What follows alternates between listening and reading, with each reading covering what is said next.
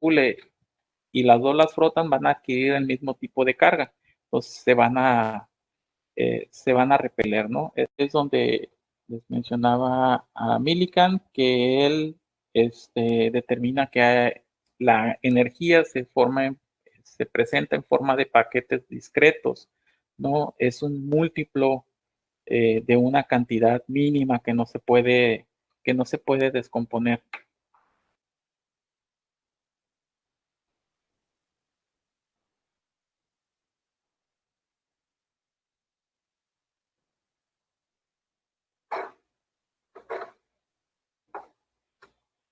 Ah, es posible nosotros manejar ciertos o cargar los ciertos elementos.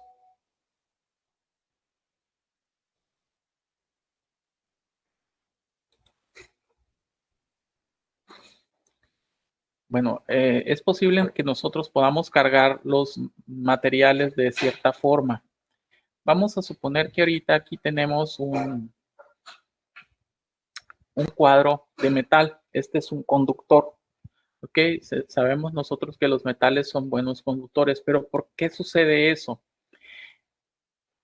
Los metales tienen en sus últimas capas valencias mayores a 2, 4, en algunos casos 6, y eso hace que sus electrones anden casi libres dentro del material y se puedan estar recombinando entre los átomos, y que un electrón dentro del mismo material esté circulando para llenar los huecos que deja algún átomo cuando pierde un electrón. Entonces, los electrones dentro del metal se manejan como una nube de electrones que se están moviendo siempre. En el caso de los aislantes, por ejemplo, el hule, no sucede eso. Pero, por ejemplo, veíamos que si yo frotaba la varilla, que es un aislante, el hule y el vidrio, se iba a cargar en alguna parte, pero solamente se iba a cargar la parte que recibía la energía, donde se estaba frotando. El resto de la varilla, digamos, que no froté o que no toqué, permanecía sin cambio. Entonces, esta era la región que se cargaba.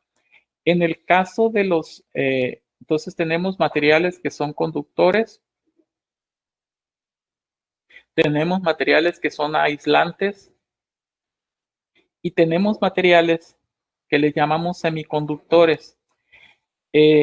Ustedes habrán escuchado por ahí que hay semiconductores, están hechos de silicio y de germanio, que tienen, por ejemplo, dos tipos de sustratos, N y P, pero ustedes dicen, no, pues todo el material es silicio. ¿Qué significa que uno sea P y otro sea N? Vamos a suponer que aquí tenemos un átomo de silicio y tiene sus 4 enlaces, ¿no? Y aquí tenemos otro átomo de silicio y tiene sus 4 enlaces. Y aquí tenemos otro átomo de silicio y con sus 4 enlaces, aquí a otro más, puros átomos de silicio.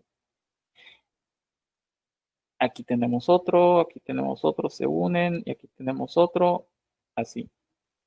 En algún punto de toda esta estructura cristalina que son los átomos de silicio, alguien metió un átomo de otro material y le sobraba un elemento de valencia, un electrón extra.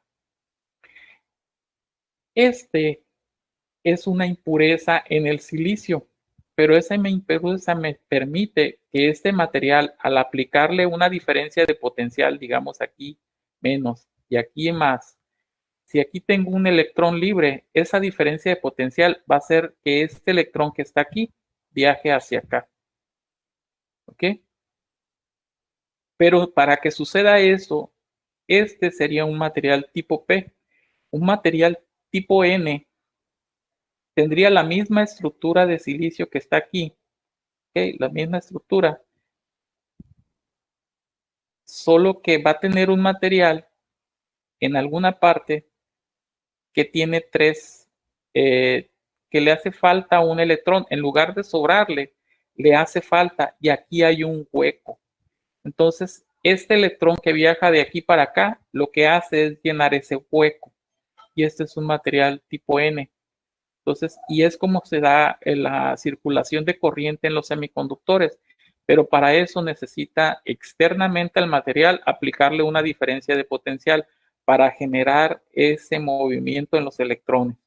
Entonces, son los tres tipos de materiales que tenemos: conductores, aislantes y los semiconductores. Vamos a suponer que nosotros tenemos una esfera cargada. Todos los elementos que hay en la naturaleza son eléctricamente neutros. Entonces tendrán igual número de cargas positivas y negativas. Entonces, así lo apreciamos en esta imagen.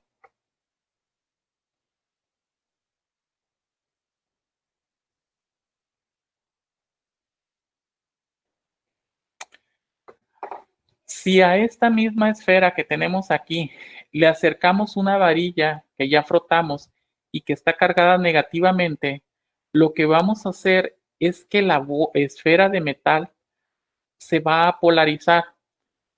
Digamos que como son cargas negativas las que les acerco, los protones se van a acercar aquí, ¿ok?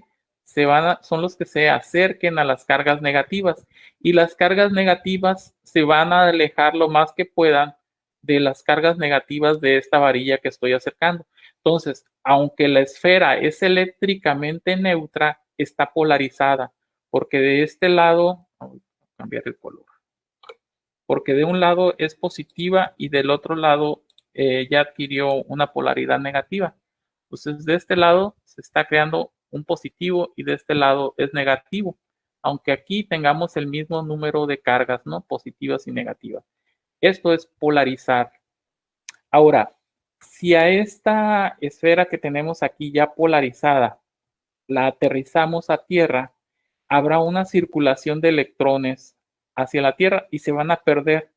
Entonces ya no va a ser eléctricamente neutro, sino va a poseer una carga positiva, ya que tendrá más protones que electrones.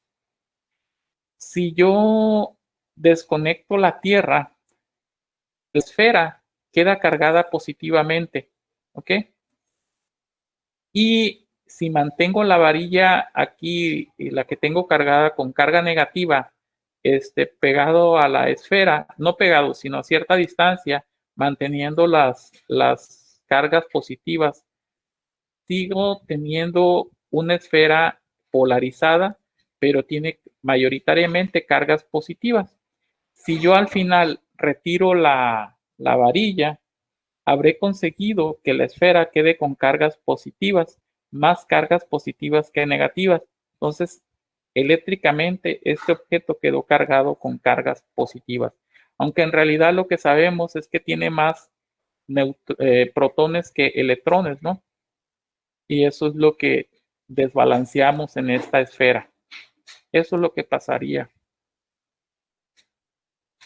¿Y qué sucedería ya en la práctica? Vamos a suponer que esta fuera una esfera de algún otro objeto, digamos, una varilla, que fuera de cristal, ¿no? O que fuera de hule.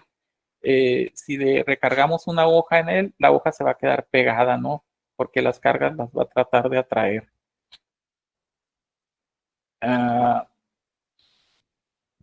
el primero que se dio cuenta o que pudo medir esa fuerza eléctrica fue Cavendish, pero él no publicó sus experimentos.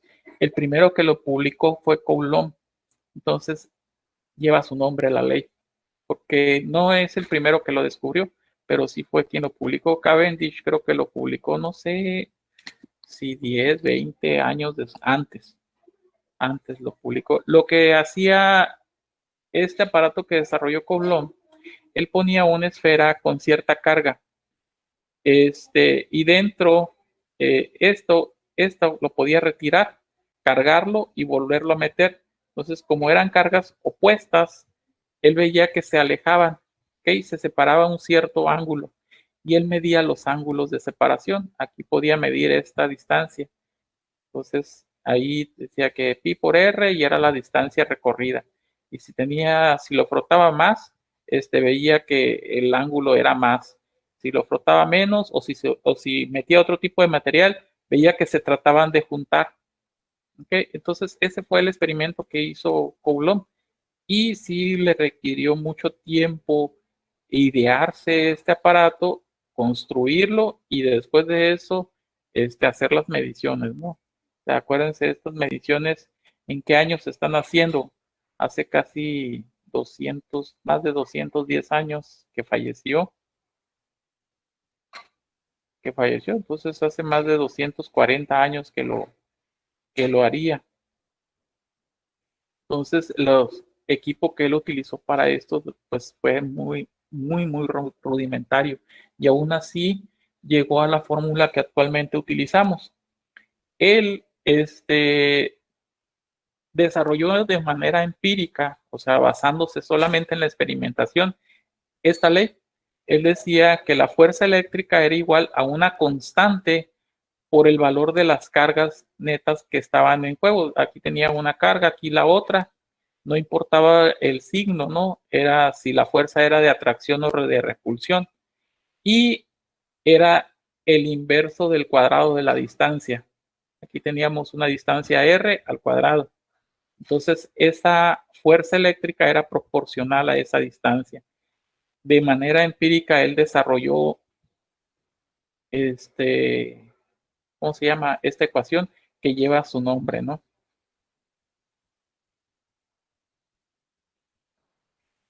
La constante de Coulomb actualmente tiene este valor con estas unidades y también se puede expresar de esta forma.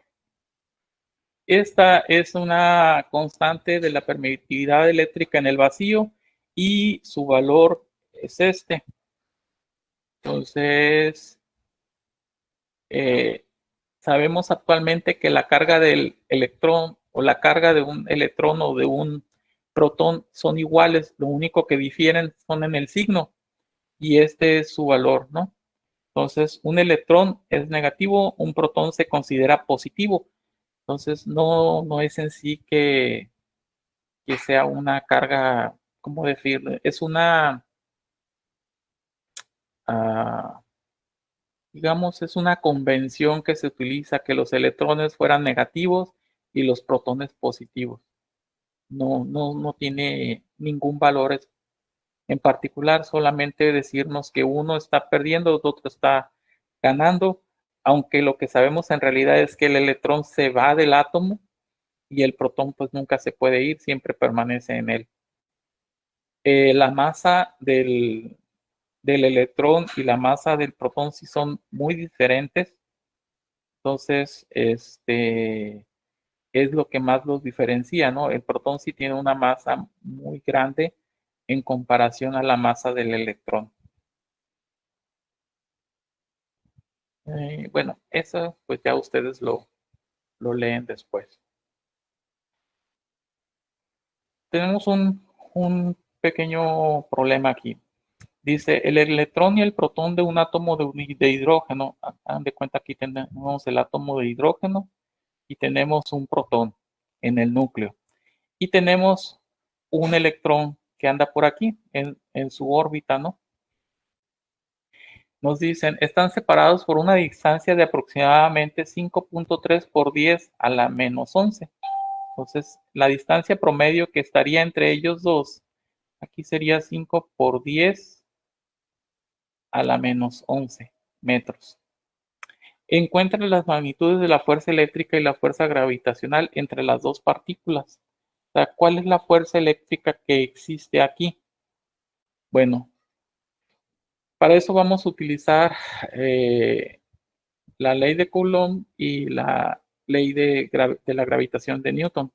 Si se fijan, las fórmulas son muy, muy parecidas. Tienen la misma forma, ¿no? Nada más que aquí tenemos cargas positivas y negativas y aquí las masas pues son siempre positivas.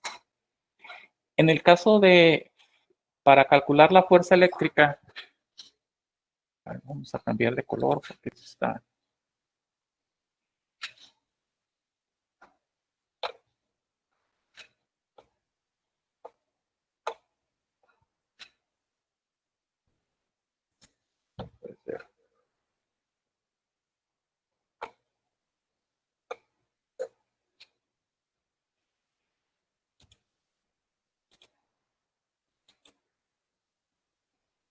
En el caso de la fuerza eléctrica, esto sería igual a la constante eléctrica, ¿no? Ahorita veíamos que la constante eléctrica K era a 8.99. Lo vamos a agarrar como 8.99 por 10 a la 9.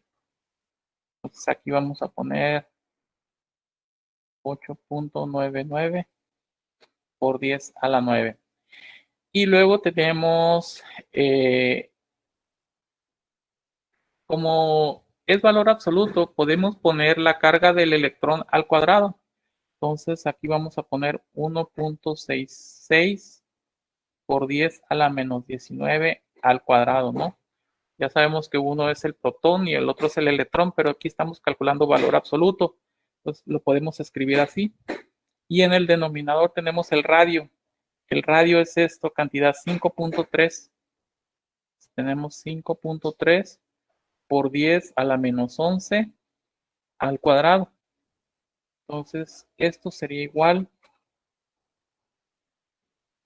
a tener 8.99 por 1.6 entre 5.3 al cuadrado por 10 a la 9 por 10 menos 19 por 2 sería menos 38 por 10 menos 11 por 2 es menos 22, pero como está en el denominador lo subimos al numerador por 10 a la 22. Entonces esto sería igual a tener 8.99 por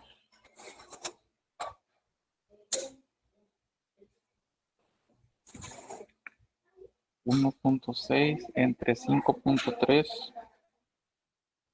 al cuadrado. Esto sería 0.82 por 10. Sería 9 menos 38 más 22 por 10 a la menos 7. Y como es fuerza, estos son newton. En realidad esto, si ponemos este aquí, sería 8.2 por 10 a la menos 8 newton. Entonces así lo vamos a escribir. Ahora vamos a cambiar otra vez el color y vamos a calcular la fuerza de gravedad que existe entre las dos partículas. Vamos a poner aquí la fuerza gravitacional que existe entre el protón y el electrón. Entonces tenemos la constante de la gravitación universal, que es este valor que está aquí. Sería 6.67 por 10 a la menos 11. La masa del electrón por la masa del protón. Aquí tenemos la masa.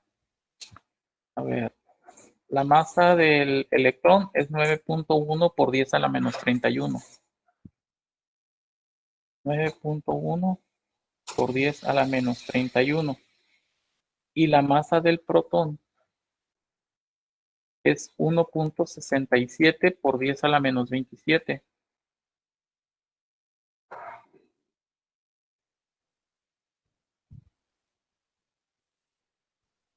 Y dividido entre el radio al cuadrado. Aquí el radio pues es 5.3 por 10 a la menos 11 y esto está al cuadrado.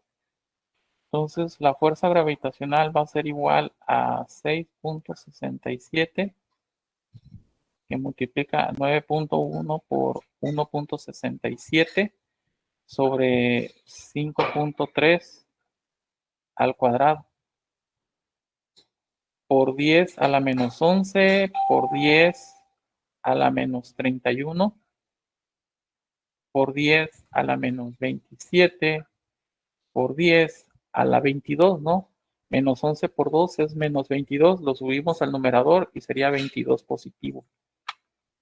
Entonces eso sería menos 11 menos 31 menos 27 más 22 me daría menos 47. Entonces la fuerza de gravedad sería por 10 a la menos 47, 6.67 por 9.1 por 1.67 entre 5.3 al cuadrado. Da 3.6.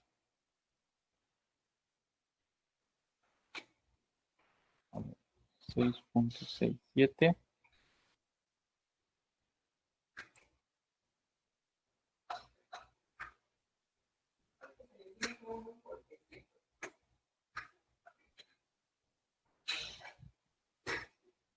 Sí, 3.6. Y serían, ¿cómo se llaman? Newton.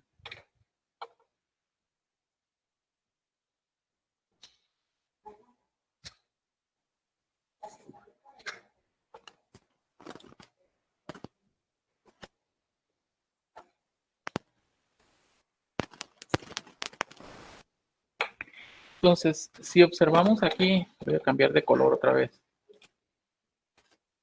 A ver, un azul cielo. Si observamos aquí, la fuerza eléctrica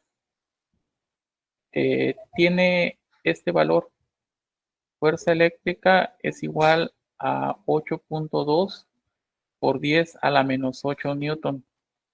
Y la fuerza gravitacional tiene este valor, es 3.6, pero por 10 a la menos 47. Significa que la fuerza eléctrica es mucho, mucho mayor que la fuerza gravitacional. Entonces, cuando nos involucramos en el estudio de fenómenos eléctricos, no es que no exista la fuerza de gravedad, sí existe y está presente en todos lados. El detalle es que como es tan grande la fuerza eléctrica en comparación de la fuerza de gravedad, no se toma en cuenta. La fuerza de acción de la fuerza de gravedad es en pequeñas distancias y sabemos que la fuerza de gravedad se vuelve más fuerte mientras más alejados estén los objetos. Entonces, para casos prácticos y para el estudio de esta materia, nosotros las fuerzas gravitacionales no las estaremos tomando en cuenta porque se vuelven prácticamente pues nulas en comparación a la fuerza eléctrica, ¿no? Si nosotros quisiéramos saber qué tanto más grande es la fuerza eléctrica en comparación a la fuerza magnética, perdón, a la fuerza gravitacional, solamente tendríamos que hacer esta división, ¿no? Y nos quedaría un número muy grande. Entonces, digamos que 8.2 exponente a la menos 8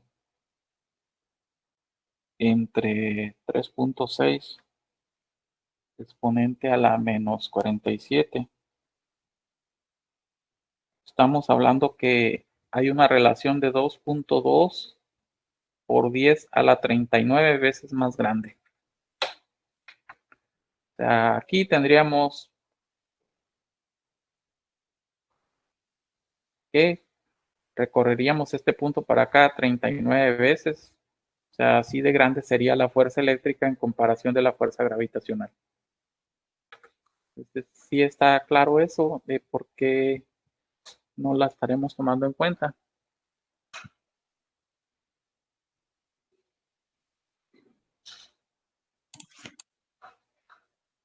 Acuérdense que esta diapositiva se las voy a pasar al final de la clase.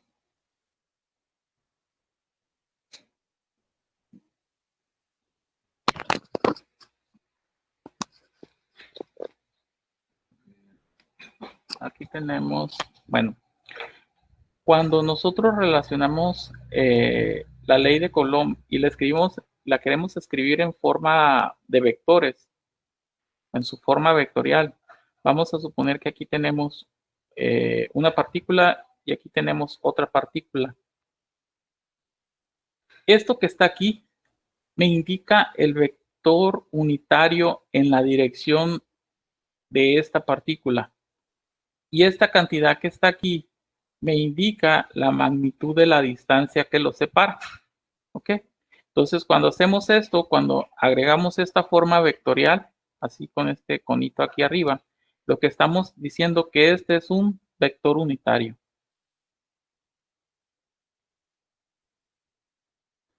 Y este va a tener dos componentes, una componente en X ¿ok? Tendrá aquí una componente en X, que será la magnitud de esto por el coseno de este ángulo, y tendrá una magnitud en Y, que será la magnitud de esta o esta distancia por el seno de este mismo ángulo. Entonces, esa es la forma en la que podemos descomponer esta fuerza. Si tuviéramos varias fuerzas, digamos que aquí tenemos una, tenemos dos, tres, cuatro. Si a esta le llamamos una, a esta dos, a esta tres, a esta tres y a esta cuatro, vamos a analizar, por ejemplo, la fuerza que tiene 3 sobre, hoy se lo borré, 1, 2, 3, 4. Vamos a analizar la fuerza que tiene 1, 2, 3, 4. Que tiene 4 sobre 1, por ejemplo. Esta sería la fuerza que tiene 4 sobre 1. Esta sería la fuerza que tiene 3 sobre 1. Y esta sería la fuerza que tiene 2 sobre 1. Entonces, la sumatoria de estas fuerzas me da la acción que ejercen todas estas partículas sobre esta que está aquí. ¿Ok? Y si tuviéramos más, tendríamos que hacer esa sumatoria, ¿no? Más las fuerzas que tengamos. 5 a 1, 6, 7, las que sean, ¿no? Aquí tenemos un ejemplo de eso. Y se considera 3 cargas puntuales ubicadas en las esquinas de un triángulo. Tenemos una distancia A mide 0.10 metros. Esta distancia que está aquí es raíz de 2 veces A, pero si aquí tenemos A y A, significa que este ángulo de cuánto sería, que sería igual a este. 45.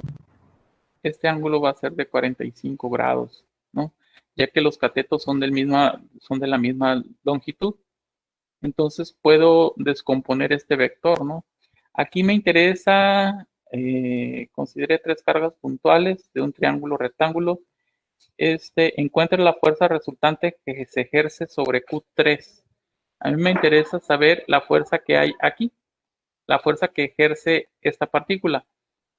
Esta es de atracción, entonces se considera que es en sentido negativo. Y esta, como ambas son positivas, la fuerza se da de repulsión. Por eso la flecha está pintada hacia arriba, ¿no? Más con más, estas se están separando, mientras que estas dos van a tratar de acercarse. Entonces, lo que yo tengo que hacer es aplicar la ley de Coulomb, ¿no? Fuerza de 2 a 3, por ejemplo, la fuerza de 2 a 3, la que ejerce esta partícula con respecto a esta, va a ser una fuerza negativa, ¿ok? Bueno, eso al final lo vamos a poner. Ocupo la constante K. K la tengo, 8.99 por 10 a la 9. Aquí A sería 8.99 por 10 a la 9, que multiplica a, ¿qué es? De 2 a 3, de 2 a 3. Q1 es 5 microcoulomb y Q2 es de, perdón, Q2 es de 2 microcoulomb. 2 y 3. 3 es de 5, 2 es de menos 2. Menos 2 microcoulomb. Y la distancia que hay aquí es de A, pero A es 0.1, 0.1 al cuadrado. Entonces, la fuerza que tengo aquí va a ser 8.99 exponente por 5 exponente a la menos 6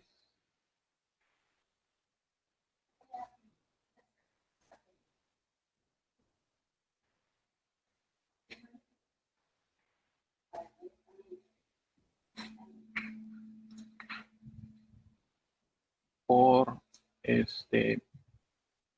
menos 2 exponente a la menos 6 entre 0.1 al cuadrado.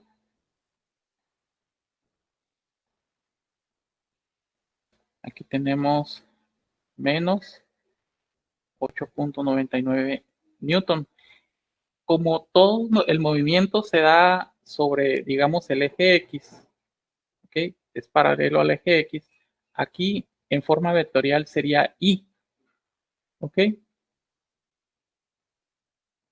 Ahora, la componente en la fuerza, necesitamos analizar la fuerza que ejerce esta partícula sobre 3. Entonces sería de 1 a 3. Volvemos a tomar K, que sería 8.99 por 10 a la 9. En este caso, de 1 a 3, las dos son 5 microcoulomb al cuadrado sobre la distancia, pero aquí la distancia es 0.1 raíz de 2 al cuadrado. ¿Okay? Esto va a ser igual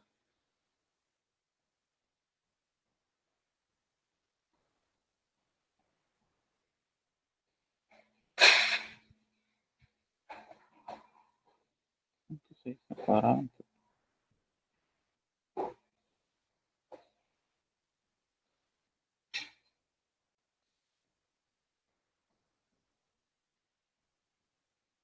Aquí tenemos 11.23, pero en este caso tenemos que esa magnitud es en este sentido así. Ok, tenemos que descomponer esto en sus componentes horizontal y vertical. Entonces, ¿cómo lo hacemos? Entonces, para poner en forma vectorial, aquí ya está en forma vectorial 1 a 3, multiplicaríamos 11.23 por el coseno de 45 en I, más 11.23 por el seno de 45 en J. Entonces, esto me daría por coseno de 40, ¿qué es? 11.23 coseno de 45. Serían 7.29 y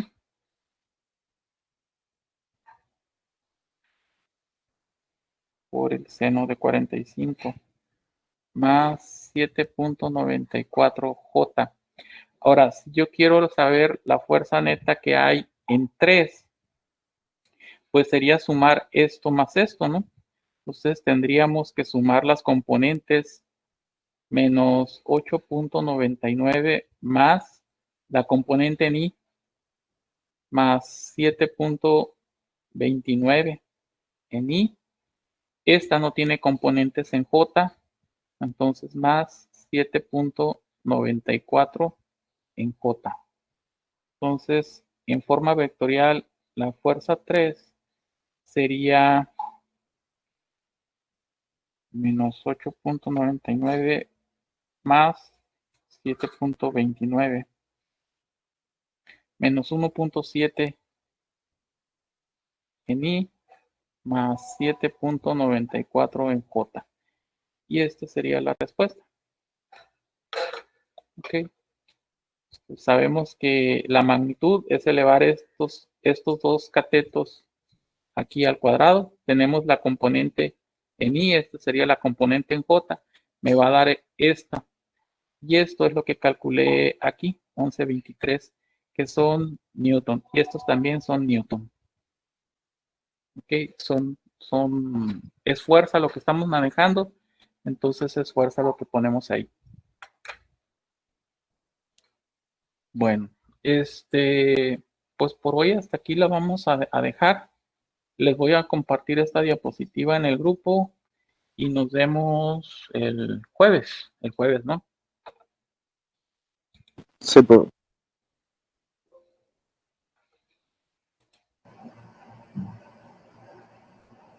¿Tienen alguna pregunta? Profe, la clase la va a subir a Classroom, grabada. No, no la estoy grabando ahorita. ¿Ustedes están ya llevaron cálculo vectorial?